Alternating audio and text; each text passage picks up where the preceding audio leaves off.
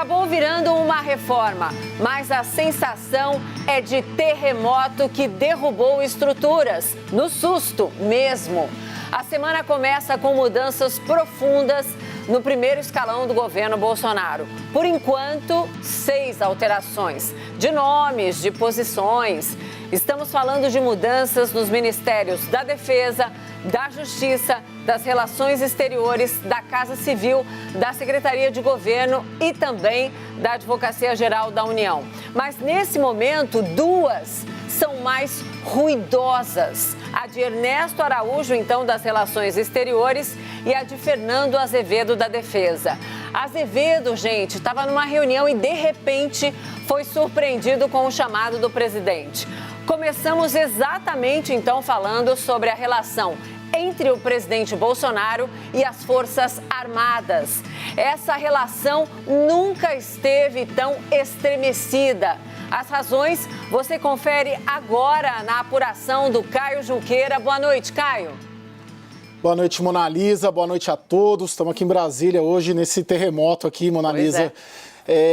Como você disse aí, né? O comandante do Exército, Edson Pujol, está reunido neste exato momento, com o alto comando do Exército, né? Que é a cúpula ali do Exército, formado por 17 generais, para avaliar a conjuntura política. Mais cedo, o Pujol e os outros comandantes das forças, né? Da Aeronáutica e da Marinha, também conversaram, passaram o dia todo conversando, defendendo em reuniões reservadas que as Forças Armadas devem se manter como forças de Estado e, portanto, distantes de qualquer governo, inclusive, claro, do governo presidente Jair Bolsonaro. O distanciamento do governo, a gente mostrou nessa tarde no site da CNN, foi o principal motivo da demissão do ministro da Defesa, Fernando Azevedo. Ele foi demitido por volta das 14 horas, numa forma imprevisível, quando Bolsonaro chamou para uma reunião até o Palácio do Planalto. Depois do encontro, Fernando Azevedo falou com os comandantes das 3 forças, né? Edson Pujol, do Exército, Antônio Carlos Moretti, da Aeronáutica, e Alípio Jorge, da Marinha.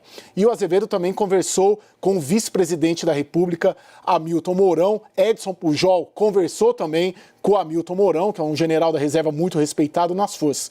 O tom geral dessas conversas, inclusive com o vice-presidente Hamilton Mourão, foi que, apesar dos motivos da demissão, a ausência de defesa do governo por parte das forças, elas irão se manter como forças de Estado e não pretendem e não querem se atrelar ao governo nem defender politicamente o governo do presidente Jair Bolsonaro. Um general da ativa, Mona Lisa, para você ter uma ideia, me disse hoje, abre aspas, o vento pode até soprar nesse sentido, mas as velas, quem issa e quem não issa é quem está com as armas. O discurso após a demissão, portanto, foi de manter o viés da força, das 3 forças, como instituição de Estado. A entrega do cargo era uma possibilidade, mas o mais provável também é que eles vão aguardar um encontro com o novo ministro da Defesa, Braga Neto. Mas é possível, sim. Eu estava falando aqui agora há pouco, antes de começar o Expresso, 5 minutos antes de conversar com o Expresso, o governo já espera, entre hoje e amanhã, a demissão, a entrega do cargo dos 3 comandantes das forças em repúdio, a demissão do ministro Fernando Azevedo e a intenção velada ali, pelo menos, do presidente Jair Bolsonaro, de que as Forças Armadas estejam mais perto do presidente Jair Bolsonaro. Sim, nessa edição nós vamos lembrar aí momentos delicados, momentos em que, por exemplo, o comandante Pujol ali se manifestou, você também já falou sobre isso. A gente vai dar todo o contexto, mas, Caio, eu quero que você repita, não sei se está aí à mão, se não tiver eu estou aqui, a frase sobre o vento. Na verdade, eu acho que é daqueles terremotos, tsunamis, mas ela diz muito nesse momento, então, sobre essa relação tão estremecida entre o presidente Jair Bolsonaro e as Forças Armadas. Podemos repetir, Caio? Vamos lá.